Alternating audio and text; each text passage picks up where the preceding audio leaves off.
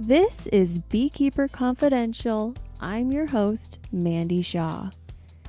I'm getting ready to head to Ashland, Oregon at the end of this week for the Cascade Girl organization's Bee Weekend. I'm terrible at traveling, and so I'm freaking out about getting everything ready on time and having enough materials for my presentations and for my booth and packing my things and all that stuff.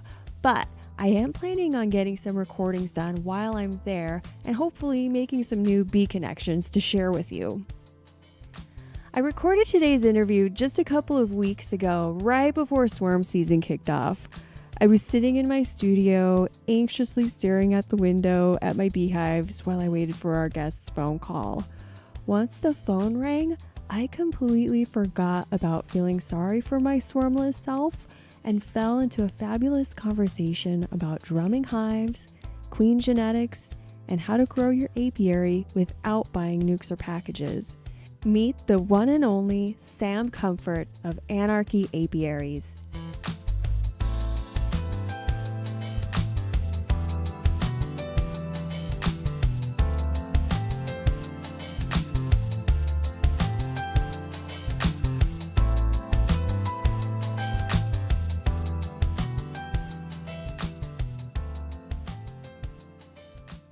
Hey there, Mandy. How's it going? Good, how you doing?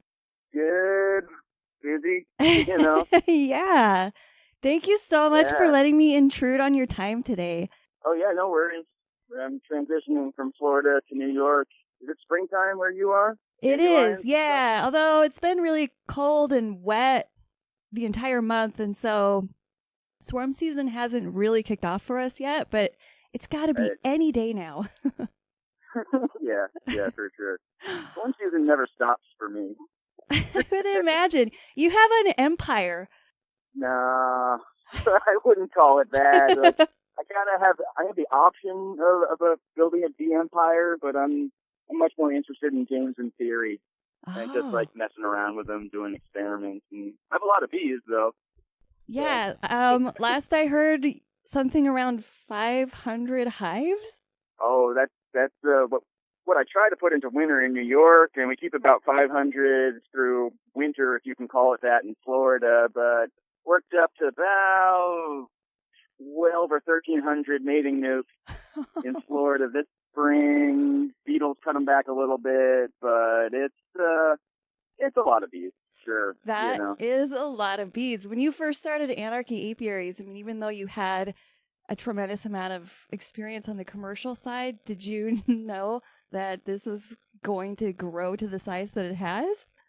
I had no idea. You know, I was into it like a couple of years before colony collapse disorder hit the media and the whole country started bugging out. Mm-hmm. And I just thought I would sell a little bit of honey on weekends at a farmer's market and just eke out a living for the rest of my days, like and live in the woods or something. But I never thought the bee world would get so crazy. And I didn't think it would be like just continuing to be so crazy over the 10 plus years since BCD hit the newspaper. It just gets crazier every year. Demand for bees gets higher and higher. Everyone's freaking out, especially this year. There's a major shortage on queens. California queen raisers are all delayed a month, and I'm getting desperate calls every day.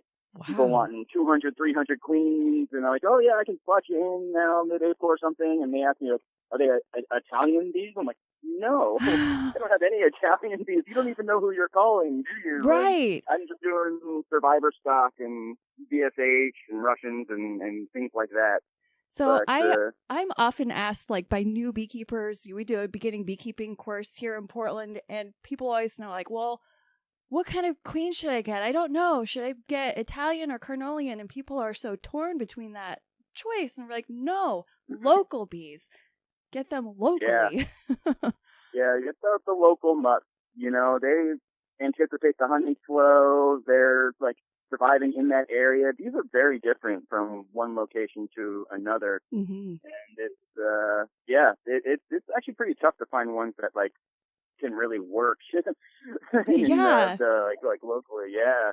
Bees are in such high demand these days. And, you know, catching swarms is always like top choice because they're tested and proven in your area no matter what they are. But I brought in a lot of SBSH, Varroa sensitive hygiene over the years, Russian bees, Carniolan bees. Basically, I just stay away from almond pollinating bees, the real bright yellow ones that turn all their food into brood all the time and are also raising lots of parasites all the time. And those are the bees that have been mated to the nucs and the packages that are being brought into people's backyards right now. Yeah, I'm getting those calls now. People have the dead queen in their package and things like that. But, if people really want bees and they really want to buy bees, I tell them to requeen them. Give them like 6 weeks. Give them like 2 brood cycles. Like that, about 6 weeks later, requeen them with something that's local or something that's mite resistant or something that's like kind of geared towards your interest of like what kind of beekeeper you want to be. So yeah, what we're doing, selling queens. I don't really sell packages or nukes anymore. We're just so busy with the queens. Yeah. And trying to get good genetics out there. Yeah. So many beekeepers that I've talked with that are new want to be treatment free right off the bat, and they're trying to do it with packages or nukes that they've purchased. And like, how can a backyard beekeeper achieve treatment free without being stupid? I love that title, by the way. I saw that you were in Eugene last year. Treatment free but not stupid. Yeah. Yeah, that's what my T-shirt says. Yeah. Treatment free but not stupid. So how can people achieve that? Especially if they're really new at it and they're not familiar with all the nuances of the hive, how can they really do that? Well, it's a steep learning curve, no matter what kind of beekeeper you want to be. But in order to pull this off without doing treatments, for one thing, you can't do it in every single area. If you got crashing bees all around you in a city, or you're close to like commercial beekeepers who, as hard as these guys try and stuff, you treat for your mites and they're still there. They're still getting out of control. They're still having hives crash, whether they treat them or not. But I think it's threefold going the treatment-free route. So for one thing, it's environment, it's management, and it's genetics.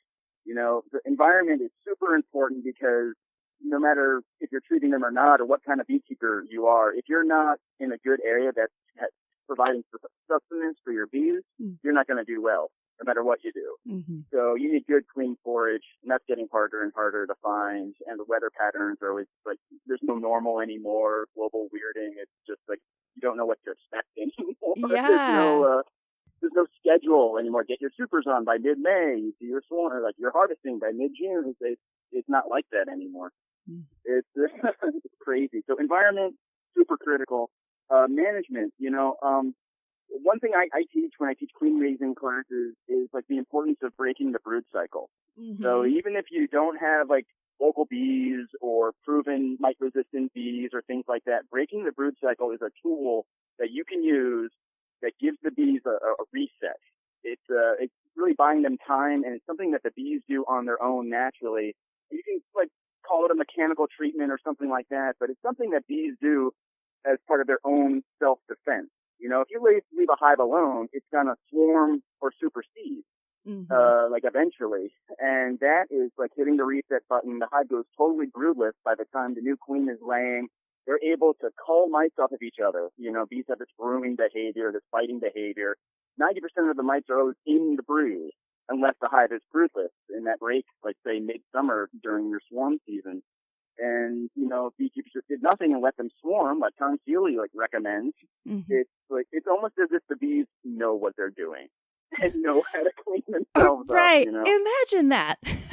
Yeah. So presumptuous. But of course, letting your hive swarm from a commercial standpoint is like half of your money flying out into the woods, and it's not in everyone's management plan to do that. Yeah. But in terms of raising queens or making more bees or growing your own bees in your backyard, it can be part of the way that you make splits to get this little brood break going, stimulate the swarm, like the bees would do naturally on their own anyway, and you're also building your numbers at the same time. So party management like that is a really, really good deal. I do a lot of comb rotation. I don't use any foundation. I don't use any foreign wax. I don't use any plastic in my hives other than queen cups and queen cages. Everything, I've just always just tried to take as much stress off the bees as possible and not try to treat the bad guy or see Varroa as the villain, and try to fight the enemy. just like put a Band-Aid on the symptoms. I don't really see the varroa as like the cause. They're more of a symptom of a deeper cause. And trying to treat for varroa, you're not looking at the underlying factors that are really compromising the beehives, Mm-hmm. And tracking varroa, doing mite counts and stuff like that, I've seen plenty of hives survive with hive mites over the years, and they don't get sick. Eventually the mites go down, whereas some hives have very few mites, and they get those secondary diseases, and they crash.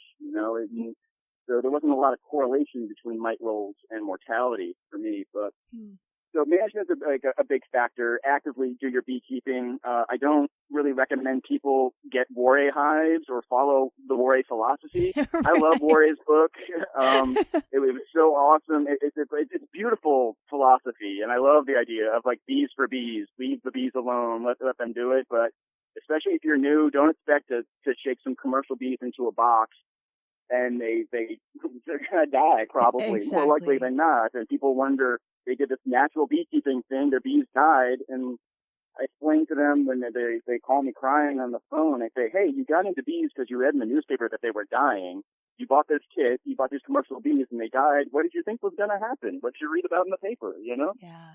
But I mean, like the Warre hive's a cool hive. I took that hive and modified it quite a bit, so it's like what I do now. But it's something I believe that people ought to be propagating their own bees, going in there, assessing their health, rating for diseases and things like that, and splitting and making more bees, growing their own hives in their backyard, part of their management strategy, And the third-fold thing about going treatment-free is genetics, because like Bob Danka from the Baton Rouge USDA Bee Lab says, they have solved the mite problem with varroa-sensitive hygiene bees. They're breeding bees with a very intense sense of smell that can sense an infested cell and cull out the pupae with a mite on it before the mite can go through its reproduction cycle. So they've been working on the VSH program for years and seen a lot of improvement. When it first came out years ago, the bees were kind of feisty, they were kind of mean, they were uncapping tons of brood, whether they had mites on it or not. And they're still a little bit like that. They're still a little OCD. Especially in my cell raisers, they tear down queen cells quite often, the VSH bees, but we work with them but it's true. These bees have very few mites on them just by culling the brood. Of course, they're spending a lot of time doing this and they don't grow as large or vigorous because they're culling brood pretty often, especially with higher infestations, but they live, they tend to have very low mites going into winter, and of course, mites are vectoring the diseases. It's one way of keeping your diseases down, is keeping the mites down, and genetics, they've done it. And the cool thing about VSH is that it's a very inheritable trait.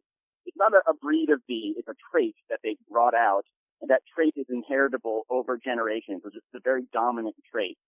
So, like John Harbaugh, who helped discover the VSH trait, he says, if you get 100% breeder queen, that's 100% VSH, even if the daughter queens mate with 0 VSH drones, 50% of the VSH trait is enough to keep mites below a killing threshold.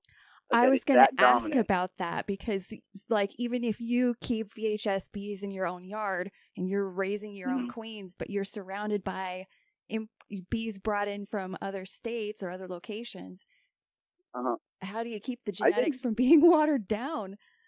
Yeah, they will be watered down, but I mean, since I realized and despite what they've said, I've actually tested this, and I do flood the area with my own drones as much as possible, but it's a lot of spots I have. It's not that possible. There's just a lot of other bees around. But yeah, the VSH thing does hold true over generations, daughters to granddaughters to great granddaughters that I've been tracking, and whereas Russian bees, which I've used a lot of, I've gotten stock from Kirk Webster and a lot of breeders from the Russian Bee Breeders Association and stuff like that.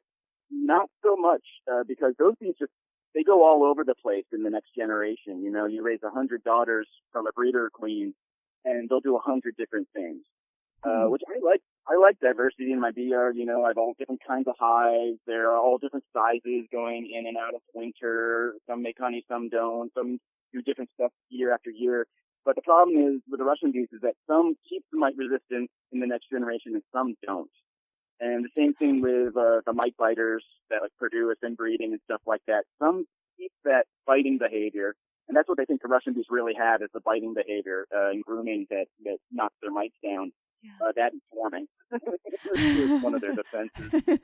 But yeah, I mean, bees that swarm are like really gonna be healthy bees. But in terms of genetics, I really recommend people looking at VSH. And there's a lot more people starting to do VSH testing and trying to augment that trait in their own local bees. And all bees have it to some extent, and it can really be brought out with just like a little bit of field testing and stuff. And like, I don't do any VSH testing. I get some of the VSH genes every year or so, just by buying some queen cells from people and stuff like that are from pure VSH breeders. I don't do any like real testing, and I don't even really count mites or much. I just don't breed from the dead bees. Yeah. Keep it simple. So with all the different hive styles that you keep, do they tend to prefer or survive better in the smaller hive cavities? I think it's just as much a genetic thing as terms of the hive cavity. For a while, I was all horizontal top bar hives. I was Kenyan top bar hives. I worked up to a couple hundred of those.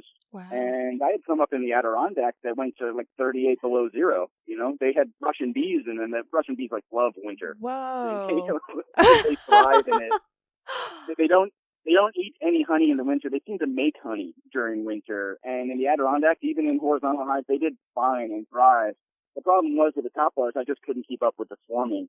Once I had a couple hundred of them, the horizontal hive, you have to constantly expand their brood nest because they'll get honey bound on the sides. They can't move up or down. So at the same time, like all my top bars were swarming, and I was looking for a more leave alone hive, or a hive that I didn't have to get into every 2 weeks to alleviate the congestion. The Warrior book was translated from the French by David Heath, and he sent it over to me, the fresh translation, and I just thought it was a great book, and I built a couple of them, kind of rustic style.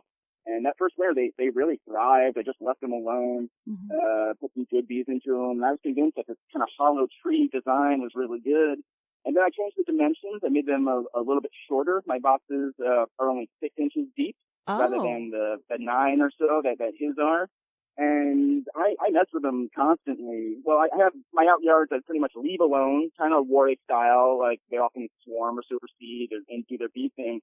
But then I have my whole set of nucs that I'm into on a 3-week rotation, like clockwork. I know what I'm doing every single day of the year. The only way to get together. So people have told me since I've changed the dimensions and changed the whole management and philosophy strategy to stop calling them worry hives and I should just call them comfort hives. And I'm not really over like the pretentiousness of calling them comfort hives yet, but I just call them box hives. They really go back to like the 1800s, you know, Moses Quimby, Edward Bevan, you know, like 1820s, he was doing a real similar box hive. Anyone sees like a hive that shapes like a box these days, they call it a warray hive, but really it goes back centuries. Ever since there was milled lumber, people were hammering a couple boards together and putting bees in them, you know. Wow. Yeah. Do you have any skep hives? Oh yeah, I've kept skeps actually in when I lived in Hawaii for a little over a year. Hawaii is one of the few states that doesn't have inspectable comb laws for their beekeeping, so it's actually illegal. And they were having all kinds of beetle problems in them too, so we didn't keep many skeps for sure. But I kept them in wicker baskets. So I've caught bees in 5-gallon buckets. Yeah, and it's really fun, like harvesting honey or drumming bees out of skeps, you know. Oh, tell me about drumming bees. I've heard about it, but I've never had the chance to try it, but I'm really curious about it. It's so fun. Well, by the late 1700s or so, it was starting to be frowned on to sulfur your bees to harvest the honey. When everyone was keeping skeps or log hives, you know, people would like gas their bees off at the end of the year, or they would gas off half their bees and harvest the honey, and they would save half that would swarm the next year, and they would repopulate the ones that they killed. And you know, these days people still kill off half their bees, so they just don't intentionally do it. Right. In their attempts to save the bees, they're killing half of them. Yeah. People used to do it intentionally, and yes, that sounds barbaric to kill off half your bees, but I really think that's why our honeybees today are so gentle. It's because, I mean, if you're going to kill off half of your bees to harvest some honey, you're going to kill off the mean ones that stung you earlier in the summer. So I think over centuries of doing this, we've actually, like, selected the bees that are, like, you know, more tolerant of human invasion. Wow. But by the late 1700s or so, that was kind of frowned on to be killing off most of your bees every year. So people started drumming the bees out of skeps. And a lot of beekeepers would note when the skep swarmed, write down the dates, and then they would do the drumming 3 weeks after the swarm. So your old queen leaves, 3 weeks later, there is no brood left in the hive. It's all just honey and nectar and pollen, but no brood. The new queen has probably just gotten mated. Maybe she's just starting to lay. Or so that is like a perfect time to harvest and drum the bees out, harvest your old comb, and then they have the rest of the main flow and then the fall flow to rebuild their comb and repopulate the skep, get it ready for winter. So drumming bees is something that I really recommend if people have a top bar or a hive that's going totally crazy combs, foundationless Langstroth, or something that's all sideways, uninspectable, not legal in most states. You can either let your hive swarm and write down the dates, or drum your bees out until you can get the queen out of that hive. Take her and you can make a little split with her, use her somewhere else, then write down your date, and then go back in 3 weeks and then do your cutout. Then drum your bees out or do a cutout, and you'll just be dealing with honey and nectar. And you won't have to be cutting through brood and really causing a lot of stress to the hive, stuff like that. So when it comes to like the actual drumming, do you literally just bang on the hive? Yep. You sure do. Yeah. More vibration, the better, actually. And the bees, I mean, they're very, very gentle. You know, like bees. I mean, we have Africanized bees here in Florida, but we have like a very gentle variety. I think all the mean ones have been killed off over the decades. At least in my side of Florida, on the southeast side of Florida. I mean, they all have Scuttleata. I get a DNA test on my bees every year, so I can be certified to sell queens. But there's like Scuttleata mixed in, but they're just great local gentle bees. They're a little runnier, they're a little swarmier than your average bee, but they're pretty awesome. There's some pockets of mean ones, but they're nothing like Texas or Arizona and things like that, where the bees are just like super runny and just like crazy festooning and love to attack you. But the drumming, I mean, it's I've done it with all kinds of structures, bait hives. You know, we get a lot of bees in bait hives, and we just drum the bees out pretty constantly. And we never wear veils or really any gear. Smoke is actually pretty minimal. It's more about how you move around them and your intentions, I think, and how calm you are. You know, once you lose that fear of getting stung, then it seems that the bees stop wanting to sting you. But we still get stung every day. You know, getting stung is my favorite part of keeping bees. But drumming is one of the times that they rarely sting. They just kind of go into, I don't know, move mode. They're just moving shop. Wow. But there's a couple of things that move bees out of a cavity. Vibrations is one. Sunlight is one. They tend to run away from sunlight. So people would flip the skep upside down and let the sun shine on the comb and put an empty skep right above it that was dark, and the bees would just run up into the dark skep like that. And smoke will move bees, and like breathing on them will move them. You know, just don't try that at home. I know. I always tell people, if you're going to blow on them, use a veil. Yeah. I do tell people to use a veil or even gloves, whatever makes you feel comfortable. You don't want to be scared of your bees. That's not a good relationship to have. I know beekeeping is all about overcoming fear, but that takes time. You don't expect to just jump on in there and start like drumming them and doing crazy things to them.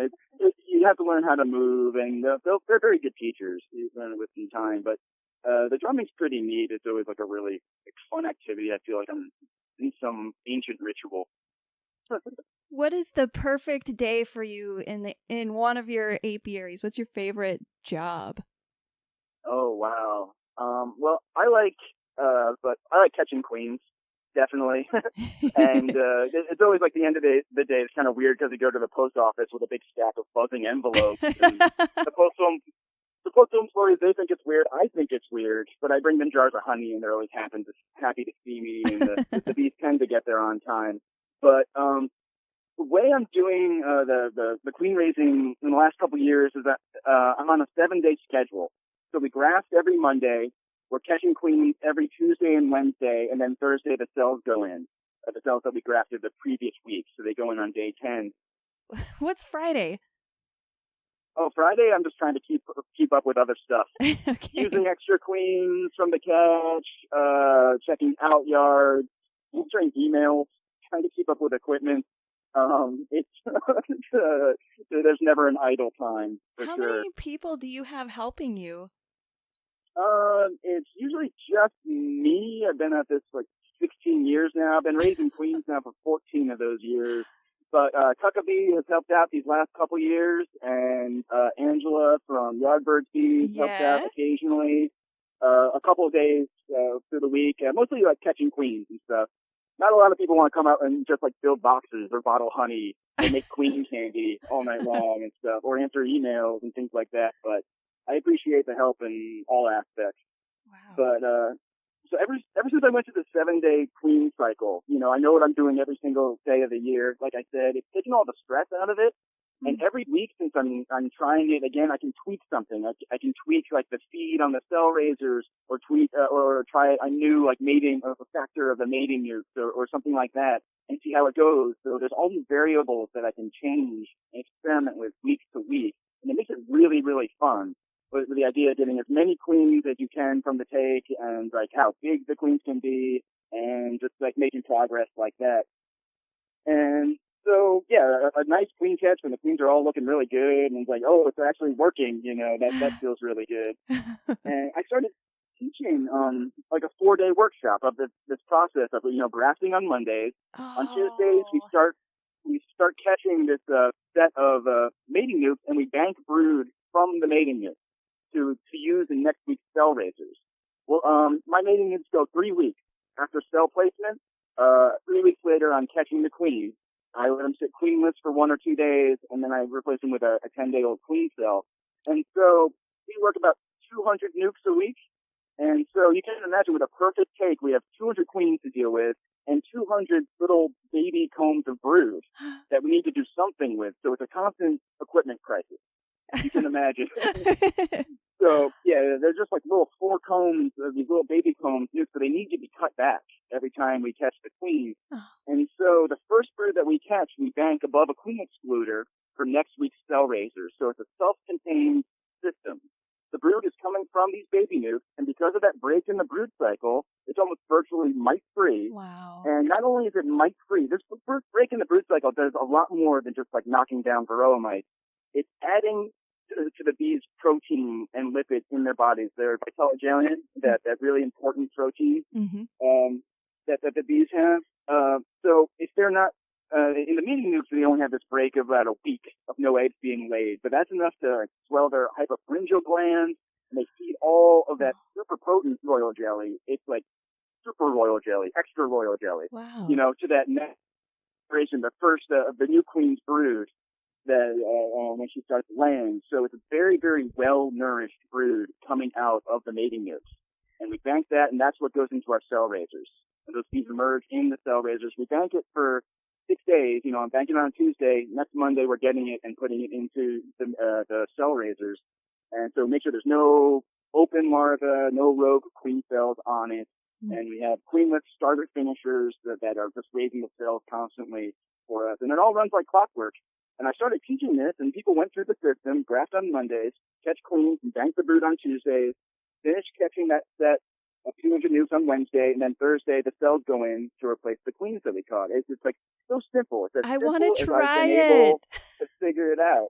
And I've had people come out, and after 4 days, they look at this program and say, "This is way too much work. We're just going to buy queens from you." Oh no, I'm trying to get everyone to do this for themselves. I've really hit a wall in how simple I've been able to make this process. But yeah. Well, it's like if a few local beekeepers in every state did this, we could truly have locally raised queens available for all the beekeepers. Yeah, sure. And well, this is like a production model of, like people I've worked for, like raising queens and stuff like that. I've taken little facets of here, there, and stuff, and then like the self-contained system is really made it all click. Having very clean bees going into those cell raisers, it's very hard to raise queen cells with any like presence of varroa. Well, I have like varroa in my bees and in my outyards and things like that, and they can cope with it for the most part. The genetics and the way that we're doing it. In the cell raisers, the varroa can really cause problems. So the self-contained system of brood from the mating nukes have really made it all click on like a production kind of commercial level. I call myself a recovering commercial beekeeper. So I just do all this for funsies. But I'm realizing that this is there's some real hindrances for up and coming beekeepers, like with the learning how to do grafting, learning how to set up cell raisers, having just the bee power to make cell raisers and things like that. I realized the limits of doing this on at that commercial kind of scale. And so the last couple of years I've been doing a lot of experiments just with emergency queens. So I call them bees' choice queens. Working with different systems and different recipes of just a comb of larvae, a comb next to 2 shakes of bees, seal them up, move them, and come back in 4 weeks, see what you got.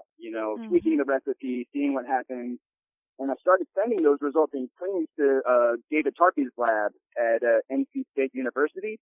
He runs the queen clinic, we call it. It's the honeybee queen and disease clinic at NC State, or some people call it the queen machine. He's sending the queen, and they'll weigh all parts of her body. They'll measure her head and thorax, abdomen, and her legs and stuff. And then they'll dissect the spermatheca, and they'll tell you how many sperm are in the spermatheca, and also what percentage of those sperm are actually alive, like that. And then they'll give the queen a grade. She'll get an A or a B plus or minus or something. And you don't get the queen back, unfortunately. So for years now, with the price of queens being so good, I wanted to make sure that my queens were good quality by national standards and stuff. But last year I sent the first batch of these emergency bees' choice queens in, and every single one of them came back over 5 million sperm, which is over 2 million they consider good, but they almost always see some in a batch under 2 million. But all these were over 5 million, and one was at 13.31 million sperm. Wow. That's a lot. I didn't think that was physically possible. So how many drones would she have had to mate with to have that much sperm? Who knows? Another guy, James Winthrop at the Tarpey lab, he's the one that's doing that research on the royal cryptic subfamilies. They're looking at the genetics of emergency queen cells like this. And so when he started looking at these emergency queen cells, looking at their mitochondrial DNA, he realized that most of the emergency cells are from patrolines that, he's looking at the cellular DNA because that's the only way to look at patrolines. And he realized that these emergency cells were actually being raised from patrolines that weren't represented in the worker bee population. What? And actually the bees were preferring to raise queens from these larvae that they couldn't even find in the worker bee population like that. And so once they started doing these multiple tests of these different queen cells, they found that there were over 60 or 70 different patrolines. So that queen was mating with what they figure 60 or 70 drones, with standard belief is 15 drones, per queen, 20 drones per queen. Like they said, in other apis species like Dorsata, Serrana, and stuff, it's been noted that those queens do mate with 60 or 70 or more different drones in one flight. So that's in one flight. Really, what's that? Oh, sure. Oh my God. Is usually what they take. Yeah. So it throws a lot of what we believe is going on into question. The standard beliefs in bees are always suspect. Science and beekeeping is just always at odds. So that was pretty cool research like that, but who knows what those bees are actually up to? I don't think we'll ever really find out. Oh my God! Wow, you are amazing. I could talk to you all day. Just another bee geek, like the rest of them. Well, Yeah. I don't want to take up too much of your time because I know you're so busy, but this has been so much fun. Can I call you again sometime? Yeah, sure. Anytime. Or come on out and visit. We're going to be doing like as many classes as possible. I'm into like the education aspect. Come out, we'll do a queen rearing intensive and stuff. I'm actually going to be in Vermont in August. I'm going to be up in Burlington, but I'm not sure specifically where you're located. Right across the lake. Are you serious? Tucka has land there that we're calling Beesville. We got 100 acres, and the whole intention is to make it into a beekeeping school. Oh my God! For all kinds of this crazy stuff. So okay. We're in South Florida in the winter, and up in the Adirondacks in the summer. And you're gonna do Apiaries? It's gonna be awesome. Oh, I've never gone. Sounds like I need to. Yeah. It's gonna be rad. It's gonna be really good. So. Okay. Plenty of bee geeks. I'm so glad to know you. Thank you so much for talking with me. And I'm like, my mind is blown. I think I need to sit and just process everything that you just talked about. Yeah. Couldn't do it without coffee. So my pleasure, Mandy. All right. Have a great day. Yep. Good luck in swarm season. Thanks. Be well. Bye. To learn more about Sam and his work, visit my blog at waggleworkspdx.com. And while you're there, swing by my shop and pick up a Beekeeper Confidential sticker to slap onto your beehive for just $5. And if you haven't done so already, follow me on social media. Beekeeper Confidential is on Facebook and Instagram. Okay, I've got a presentation to go finish up. Until next time, may the buzz be with you.